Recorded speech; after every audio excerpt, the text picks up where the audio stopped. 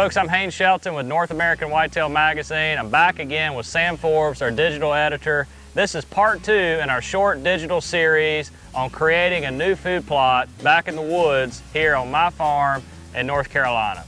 So in part 1, you saw that we cleared this new open area of a food plot and got it ready for planting, and today we're talking about the actual planting process of working this dirt and getting the seed in the ground.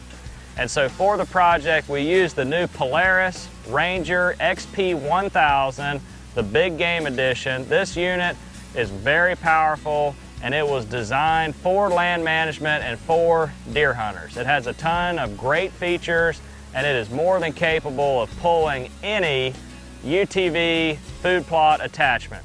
And we use the new Micro Food Plots Master Series, which is an incredible unit, makes for one pass planting. It has two sets of gang discs, as well as a Cultipacker, a drag, and an electric cedar box. And it also has an electric hydraulic system to raise it up and down for easy transport.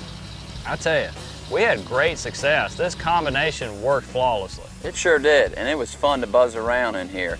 It really was great for the fact that we were in a tight 1 acre spot. And you could turn this unit around pretty tight. Yeah, you could. You know, obviously we started this process with applying lime and fertilizer, so we knew the ground was ready to be planted.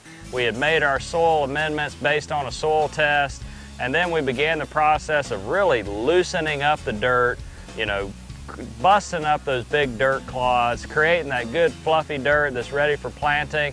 And then we loaded up the cedar box on the Master Series with our warm season plot blend.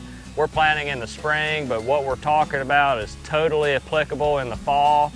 And you know, we adjusted the lever that opens the ports for different seed sizes.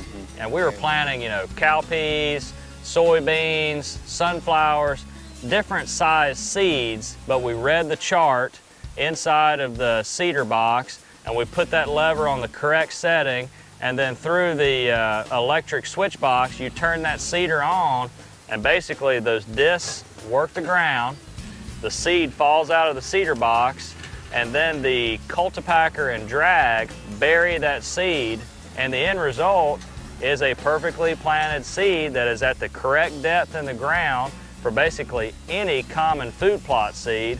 And now we're just waiting on the rain. That's right, we're waiting on the rain. But I tell you, when I was walking behind and watching that seed fall, it was really neat to see the way that it fell and immediately was covered up by soil because of that drag, and then pushed down nice and firm with the Cultipacker. All in one unit, like you said. Yeah, that's right. You know, it's so critical.